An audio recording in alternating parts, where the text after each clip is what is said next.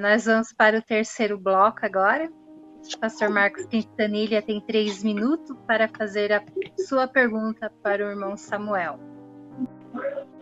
Olha só, eu queria fazer uma pergunta a ele, mas eu queria primeiro que a minha pergunta, que ele fosse exclusivamente sucinto e pontual, tá? Porque eu queria perguntar a ele com relação ao versículo 10 de Levítico 16, que é o texto que nós estamos tratando. Eu queria pedir a ele para não sair desse texto, para a gente se concentrar no que o texto está dizendo.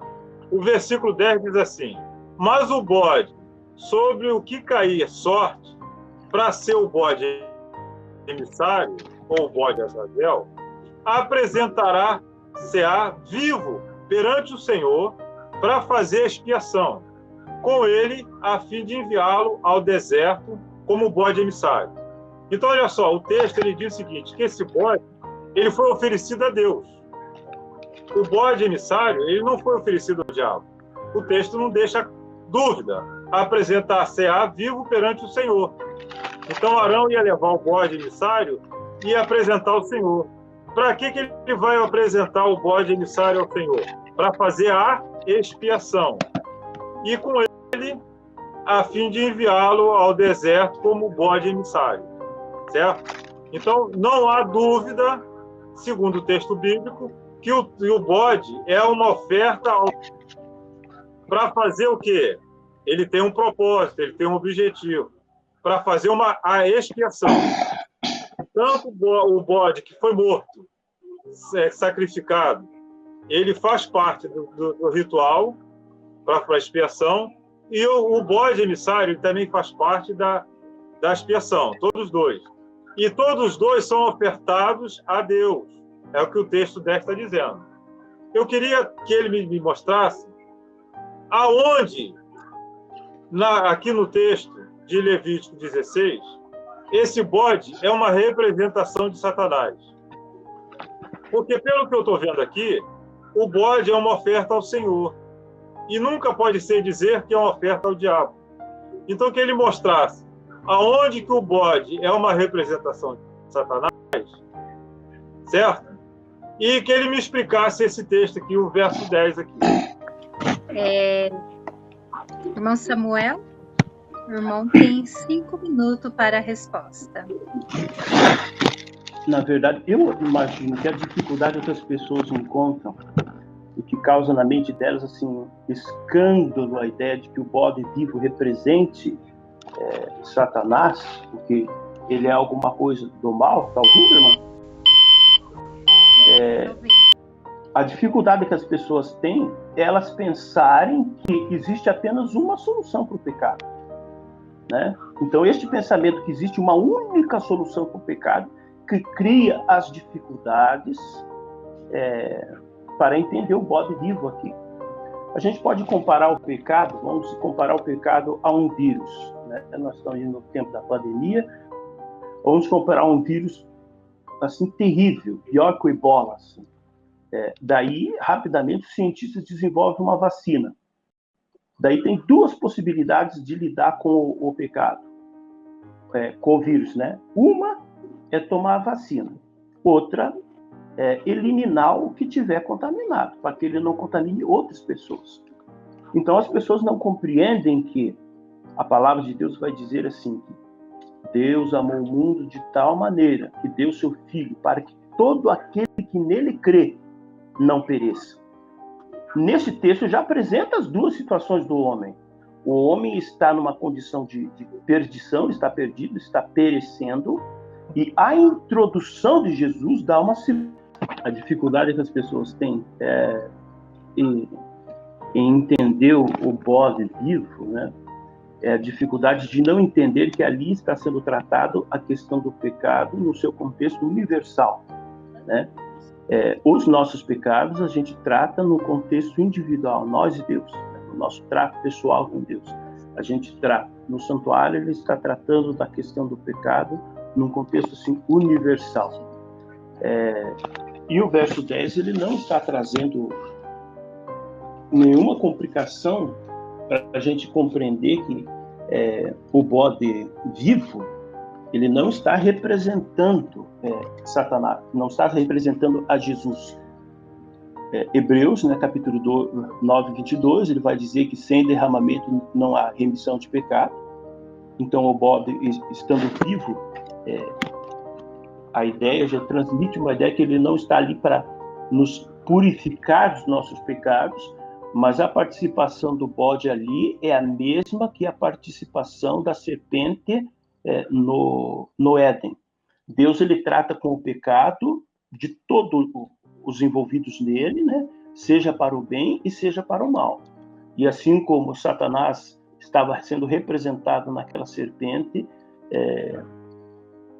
ele está sendo representado, né? Todo o mal está sendo representado neste bode. Aqui, o verso 10, ele vai dizer assim, duas palavras, né? Perante o Senhor, este bode vivo é apresentado perante o Senhor. O que isso significa? É uma oferta ao Senhor? Não. Aqui ele traz a ideia de que o Senhor, Deus, né, ele é soberano do universo, e quer seja para o bem ou para o mal, quer seja para salvação ou condenação, todos vão estar diante do Senhor. É do Senhor que sai, ou seja, a salvação, ou seja, a condenação. Então, estar perante o Senhor traz esta ideia. Não existe, assim, um outro que possa tomar esse tipo de decisão. Nós vamos nos apresentar para a salvação ou condenação, não é diante de outro, é perante o Senhor. E estar diante dele não significa que o bode estava sendo oferecido a ele, não. Mesmo porque a forma de expiar segundo o Senhor é a forma de Hebreus, né? E para finalizar aqui o pensamento, a ideia que a gente deve ter que o santuário, ali no capítulo 16, é uma representação do trato de Deus com o pecado, com o universo. E Deus, ele tem salvação para conceder, mas das mãos de Deus também haverá condenação. E aquele bode, ele está representando, sim, aqueles que vão ser condenados. Por quê? Porque não aceitaram o sangue de Jesus, né, derramado por nós. Encerrei aqui. Vamos agora, né, continuar o terceiro bloco. E a réplica de 5 minutos do pastor Marcos. Amém? O texto o verso 10, ele, se a gente for observar, ele resolve todas as questões. Infelizmente, o pastor Samuel, ele teve a oportunidade de explicar melhor o texto e ele não aproveitou. O texto, ele é claríssimo, não deixa dúvida nenhuma. O bode, pelo qual cair a sorte, deve se apresentar. Quem vai apresentar o bode é Arão. Apresentar vivo perante o Senhor. Para que ele vai apresentar? Qual o objetivo de Arão apresentar esse bode? Para fazer a expiação. Então, corrigindo o que o pastor Samuel falou, a expiação era feita com os dois animais. Não tem como você extrair o versículo 10 do capítulo 16. Então, tanto era a morte do sangue derramado pelo primeiro bode, quanto o segundo. Todos os dois animais, eles estão dentro de um ritual só. Então, ele diz, para fazer a expiação com ele, a fim de enviá-lo ao deserto. Então, você vê, a dinâmica dessa cerimônia não estava restrita apenas à morte do animal. A dinâmica significava a morte, o derramamento de sangue e também o que ficou aqui para fazer, confessar os pecados sobre o segundo animal e depois enviá-lo para o deserto. O primeiro animal, ele tinha o significado da morte. A morte e o derramamento de sangue para cobrir o pecado. Essa era a função do primeiro animal. E o segundo animal cumpria a função de levar os pecados. É claro que isso aí é um simbolismo. É um ritual que traz um simbolismo. Veja só, nós, hoje em dia, nas nossas igrejas, também temos rituais. Quando a pessoa está fazendo a ceia, o pão, ele não é o corpo de Cristo. O pão continua sendo pão. Mas é um simbolismo, é uma metáfora do corpo de Cristo. E o vinho, ou o suco de uva, como queiram, simboliza também o sangue de Jesus. Então você vê que essa ideia de símbolos e de rituais é recorrente tanto no Antigo Testamento quanto no Novo. E todos esses sacrifícios, esses rituais, apontavam para Cristo. O próprio Jesus falou que o Antigo Testamento falava dele. Entendeu? Eu perguntei ao pastor Samuel um texto de forma clara e evidente que esse animal, esse bode emissário, seria uma representação de Satanás. Até agora, ele não me apresentou o texto. No início, ele não me apresentou o texto. E como eu vou dizer mais uma vez, é porque não tem o texto. É uma forçação de barra. Chega a ser cansativo, repetitivo, mas isso é uma doutrina ensinada aos membros da denominação. Uma doutrina luciferiana, satânica, que atribui a Satanás a coautoria da salvação. Uma pessoa que entra nessa organização e não conhece os meandros, os princípios doutrinários, não sabe disso. Isso aí é uma forma velada, costurada. Mas se a gente for analisar, isso aí é uma doutrina satânica. Paulo, ele já tinha falado isso. Ele fala de doutrinas de demônios. E a gente tem doutrinas de demônios dentro de igrejas com o nome de igrejas evangélicas. Ao ponto de você dizer que Satanás está levando os pecados, o próprio texto de Isaías diz que ele, sim, Jesus é que levou nossos pecados. Então, apesar do irmão Samuel ter toda a oportunidade de explicar o texto, ele não o fez, porque, de fato, ele vai ter um exercício linguístico e um exercício falacioso muito grande para tentar explicar o inexplicável. Entendeu? Não tem... Como é que você vai trazer argumentos contra a verdade? O próprio apóstolo Paulo, ele diz: nada podemos contra a verdade a não ser pela verdade. Tá bom? E o meu tempo já foi. Tá bom? Obrigado, irmã Sandra.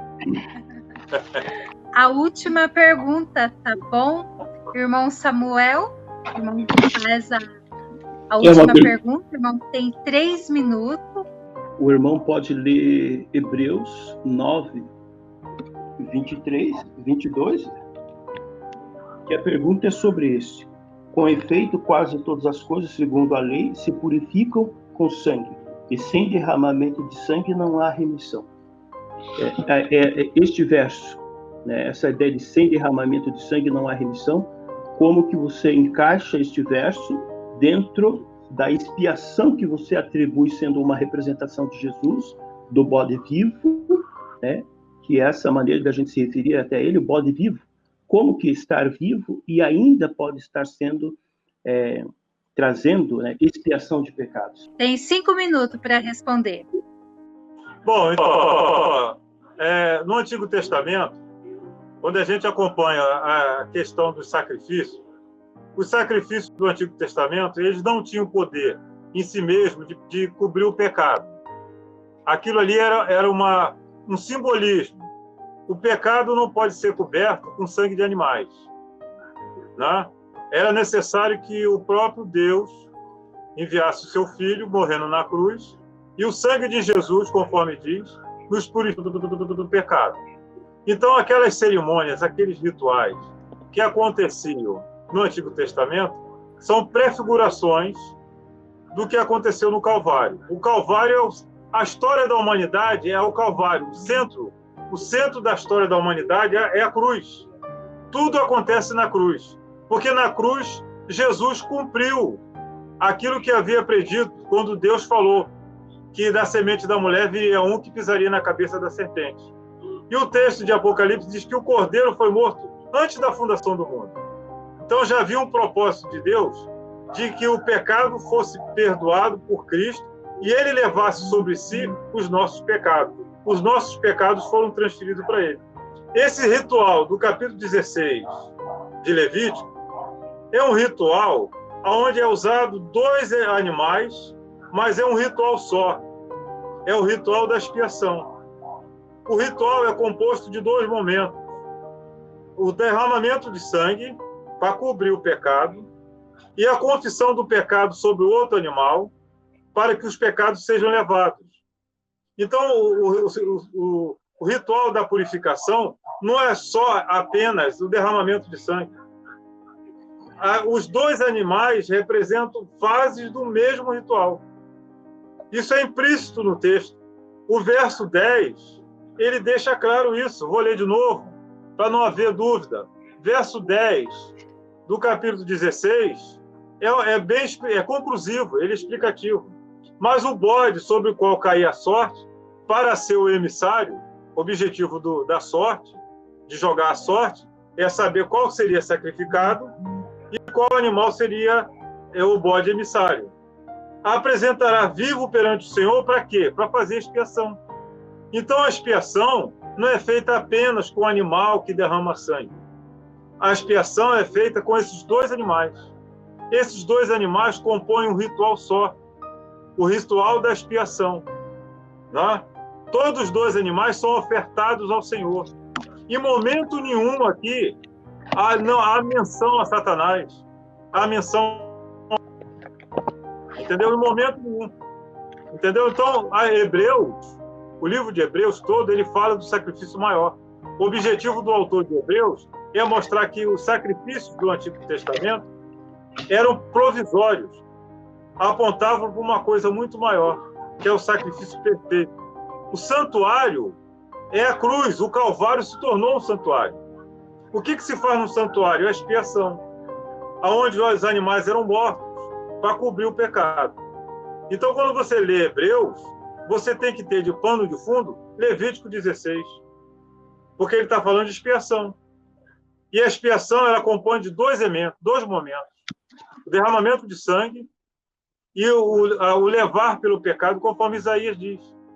Ele levou sobre si as nossas enfermidades. O pecado que nos traz a paz estava sobre ele. E pelas nossas culpas, ele foi sacrificado, ele foi moído. Entendeu? Então, eu não vejo nenhuma incoerência entre Hebreus e o capítulo 16 de Levítico. Tudo bem por aí? Ei. Tudo bem. O irmão ainda tem uns minutinhos. Deixa. Tá, esses minutinhos eu queria solicitar ao amado, eu queria rogar ao pastor, 3 minutinhos, eu queria aproveitar esse tempo. 30 segundos, pastor Samuel, por obséquio, me mostra o texto onde Satanás é a representação de Azazel, que até agora, pastor, o senhor não mostrou. Fechou? Nesse terceiro bloco, né, que nós estamos, agora é a réplica do irmão Samuel, com 5 minutos, irmão Samuel.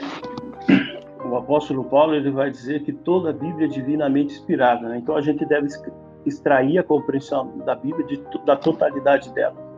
E é extremamente importante para a gente entender Levítico 16, a gente ver como que Deus trata com o pecado. Então não pode ser menosprezado Gênesis 3, onde Deus ele se aproxima e ele faz promessas para aqueles que aceitarem o sangue. E ele também já ecoa, desde o Éden, já vai ecoar uma condenação para Satanás. Já ecoa. Então a serpente ali é uma representação de Satanás, e ali já fica nítido que um dia vai haver um acerto de contas final entre Deus e Satanás, quando ele diz assim, esmagará a cabeça. Então, no ritual ali do capítulo 16, a interpretação que o pastor trouxe não é possível. Por que não é possível? Porque ele vai dizer que os dois bodes representam a cruz. Os dois bodes representam a cruz. Só que no o verso 20, antes da introdução do segundo bode, aquele que permanece vivo ali no ritual, vem dizendo, havendo, pois, acabado de fazer expiação. Então, essa frase tem que martelar na cabeça de quem aceita que este bode vivo é uma representação de Jesus. Por quê? Porque o texto é nítido em dizer, havendo acabado de fazer expiação. O que resta a nós? Resta a nós a gente entender o capítulo 16, assim como em Gênesis 3. Deus está tratando do pecado em duas formas. Primeiro, aqueles que aceitam o sacrifício de Jesus, através do bode que é sacrificado. Depois, aqueles que não aceitam ecoa desde o Éden uma condenação, dizendo assim que a semente da mulher iria esmagar a cabeça da serpente, que é uma representação de Satanás. Então, desde o Éden, o irmão questiona assim, né? Não deu o texto, mas desde o Éden ecoa esta orientação, que esta é. Agora, voltando a Hebreus, que a pergunta de Hebreus é por que o bode vivo não pode representar Jesus? O texto vai dizer assim que, com efeito, quase todas se picam com sangue. Então, aqui ele abre uma exceção, né? Quase todas. Quer dizer que algumas coisas vão ser purificadas sem sangue? Sim. Então, no ritual de Levíticos, a purificação feita, por exemplo, por fogo, né? O espólio da guerra, por exemplo. Aquilo que era possível passar pela água era purificado pela água. Mas se era possível passar pelo fogo, passava pelo fogo e não há sangue. E aquilo que era considerado impuro no momento, no outro era considerado puro. Agora, perceba o que o escritor de Hebreus vai dizer. Existem exceções quanto a alguns tipos de purificação, mas daqui ele vai dizer que existe uma regra também para purificar do pecado, que é o que se está tratando em Levíticos 16, sem derramamento de sangue não há purificação de pecado. Pode haver purificação de espólio de guerra, de questões envolvendo lepra, questões envolvendo a impurezas da mulher, toquei num cadáver, toquei no animal morto. Para esses tipos de purificação, pode ser feito através de água ou outros mecanismos. Agora, o que está tratando o capítulo 16? Questão do pecado. E aqui o escritor de Hebreus diz nitidamente, para expiação de pecado, só com derramamento de sangue. Então, a interpretação trazida não cabe. E vou repetir no tempinho que me... O verso 20 deixa nitidamente que quando o bode vivo ele é introduzido, acabou a expiação. Acabou. Né? Então eu tenho que encontrar uma outra função para este bode, porque aqueles que vão ser representados pelo sangue de Jesus, acabou, diz o verso 20. É isso aí?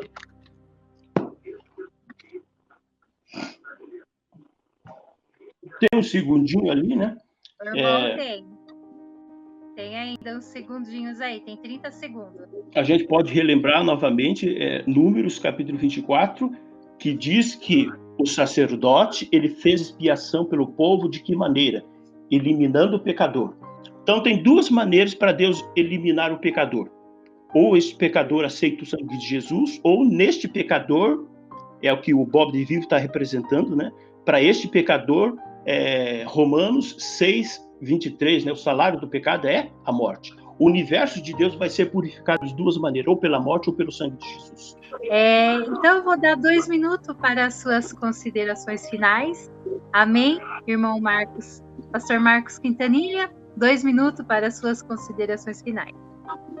Eu quero agradecer o Ronaldo, né, por essa oportunidade, a irmã Sandra, que tão gentilmente conduziu, né, esse nosso encontro. Também agradecer ao pastor Samuel por estar participando aqui. O debate não é confronto de pessoas, são confrontos de ideias, né? Nós respeitamos aqueles que pensam diferente de nós e a gente procura chegar a um consenso que está nas Escrituras. Ninguém é dono da verdade. A verdade é Jesus Cristo, né? Mas a gente procura, à luz das Escrituras, chegar a um consenso bíblico, né? E em cumprimento ao que Judas diz, batalhar pela fé que uma vez foi dada aos santos, né? Essa heresia, chamada de bode Azazel, ela não encontra respaldo nas Escrituras, é uma das maiores aberrações teológicas que eu já ouvi. O texto ficou evidenciado aí, que o sacrifício é feito por um animal e o outro também faz parte da expiação. O versículo 10 diz isso, que o bode também faz parte da expiação, né? Mas, infelizmente, algumas pessoas têm a mente cauterizada, vamos dizer assim. A tradição, às vezes, aprisiona a mente das pessoas.